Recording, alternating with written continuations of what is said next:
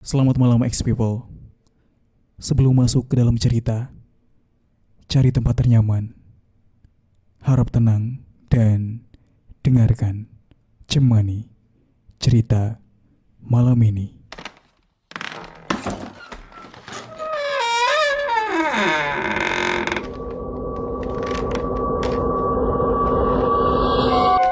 Cerita yang saya bawa untuk pertama kalinya ini masuk ke dalam Cemani episode pertama tentang cerita horor kolam renang Singandaru, Kota Serang.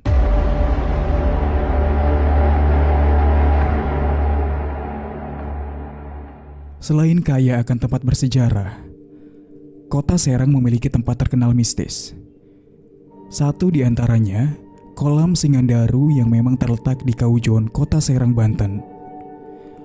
Kolam renang dibangun sekitar tahun 1975 itu terpaksa harus tutup karena bangkrut di sekitar tahun 2000-an dan terbengkalai hingga saat ini.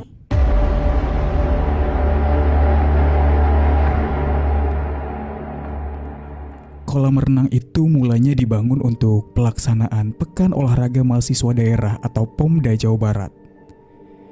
Saat itu, Kabupaten Serang yang masih masuk Provinsi Jawa Barat ditunjuk menjadi tuan rumah event olahraga. Dan memang, menurut salah satu warga, karena sudah tidak terpakai oleh POMDA, maka dibukalah untuk tempat rekreasi. Terkenal angker hingga ada korban jiwa.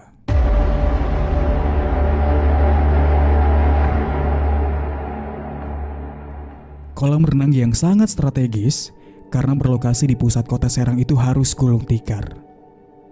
Ada sebuah rumor mengerikan membuat masyarakat enggan berkunjung ke tempat tersebut. Konon katanya, para pengunjung yang datang ke lokasi itu sering diganggu kehadiran sosok makhluk gaib, padahal di siang hari. Selain soal sosok gaib, mitos yang paling mengerikan ialah tentang kejadian meninggalnya pengunjung yang dikaitkan dengan tumbal para penunggu di sana.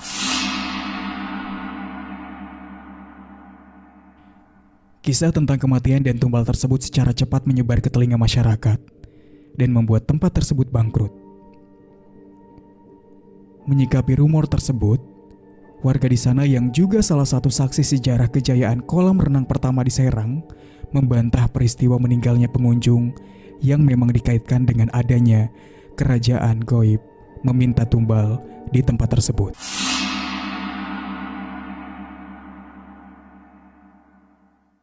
Kendati demikian, salah satu warga juga tidak menyangkal bahwa pernah ada satu peristiwa meninggalnya salah satu pengunjung di kolam renang tersebut, itu sekitar tahun 1978.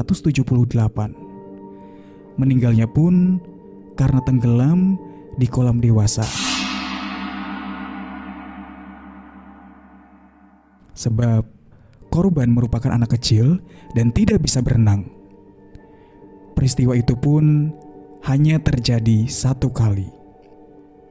Bukan karena jin, setan, atau hal-hal gaib lainnya.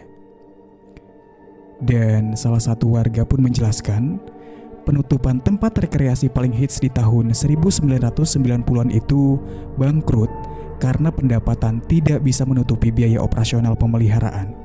Sehingga pihak Kodam Siliwangi selaku pemilik lahan dan juga pengelola tempat tersebut memutuskan untuk menutup secara permanen.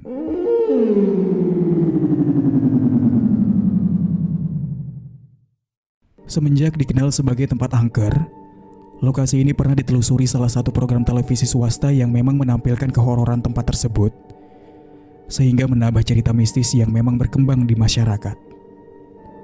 Banyak warga sekitar yang memang mempercayai banyak hal janggal terjadi di bekas kolam renang tersebut.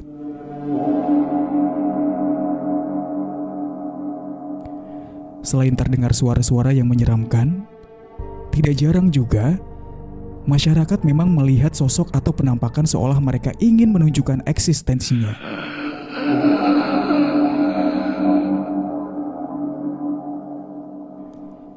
Selain dari warga sekitar, cerita tentang angkernya bekas kolam renang Singandaru ini juga dirasakan oleh salah satu konten kreator horor yang berjumlah 3 orang Sebutlah Rino, Abdi, dan juga Muklis, yang memang pernah menjadikan lokasi tersebut menjadi salah satu tempat penelusuran yang memang sengaja dilakukan di malam Jumat. Kesaksian dari mereka adalah banyak hal yang memang mereka rasakan, seperti situasi di sana yang memang terkadang dingin, lembab, dan hanya terdengar samar-samar suara kendaraan sekitar. Lebihnya lagi, kejanggalan demi kejanggalan tidak cukup sampai di situ, melainkan matinya kamera mereka yang padahal sebelumnya sudah dipastikan dalam keadaan baterai terisi dan aman untuk membuat konten malam itu.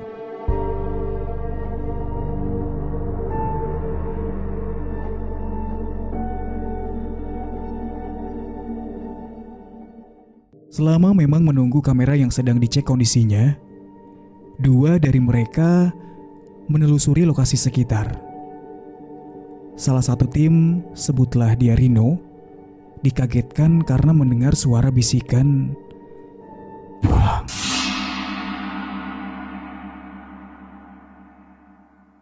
Suara tersebut dihiraukan dan dia melanjutkan melihat-lihat sekitar. Dan Muklis yang memang sedang melihat-lihat sekitar juga dengan posisi tidak jauh dari Abdi yang sedang mengecek kondisi kamera dan mencoba untuk jalan lebih jauh. Yang akhirnya dia duduk di pinggiran kolam renang. Selang 15 menit, dia lari ke arah Abdi. Si Abdi kebingungan dan nanya, "Lu kenapa?" Muklis menjawab, "Gue lihat setan di, sumpah." Abdi nanya lagi, "Lu lihat di mana?" Muklis menjawab, "Di seberang kolam. Gue lihat anak kecil mukanya pucat banget, Di." Tidak selang lama, Rino pun menghampiri Abdi dan juga Muklis. "Klis, lu kenapa?" tanya Rino. Abdi yang menjawab, "Dia lihat anak kecil di seberang kolam sana." "Serius, Klis?" tanya Rino lagi. Muklis menjawab, "Iya, No, gue serius." Akhirnya, Rino pun memberitahu mereka tentang apa yang dia rasakan. "Gue juga tadi sebenarnya dengar suara kayak ada yang ngebisikin gue." Abdi nanya, "Suara kayak gimana?" Rino pun memberitahu suara yang dia dengar adalah pulang.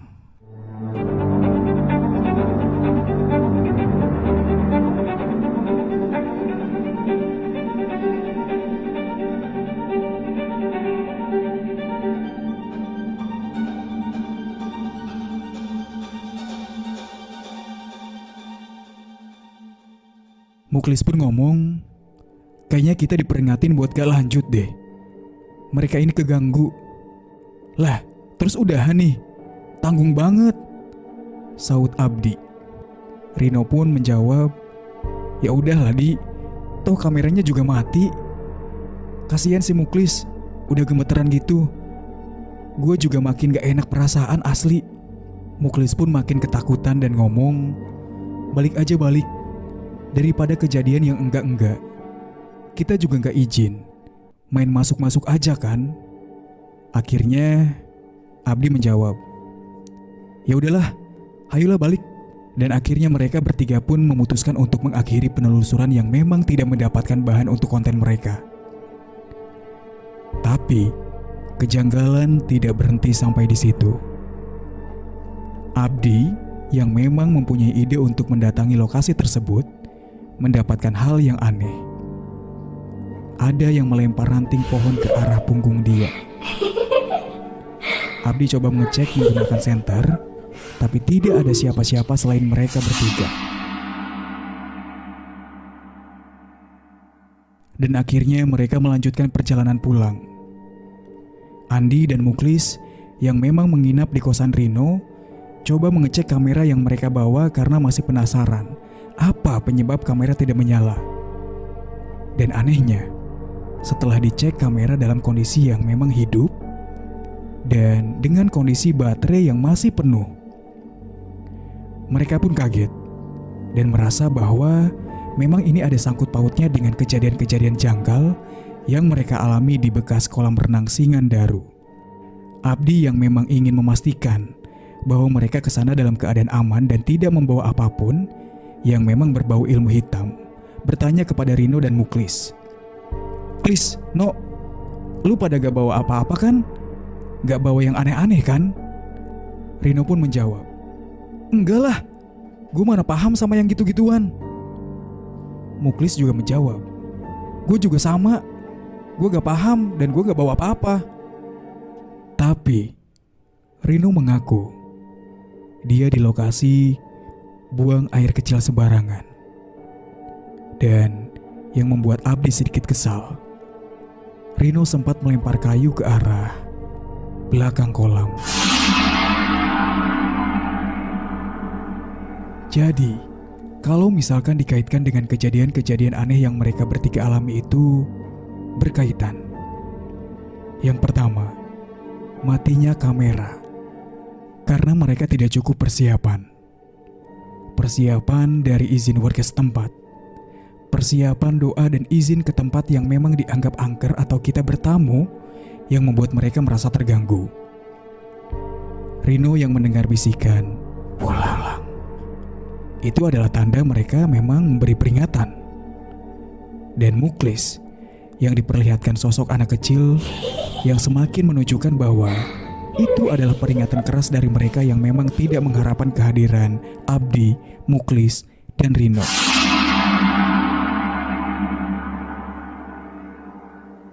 Sampai pada kejadian pelemparan ranting pohon yang memang seperti balas dendam karena Rino melempar ranting tersebut sembarangan, yang akhirnya Abdi pun mengalami pelemparan ranting pohon yang entah datang dari mana dan siapa.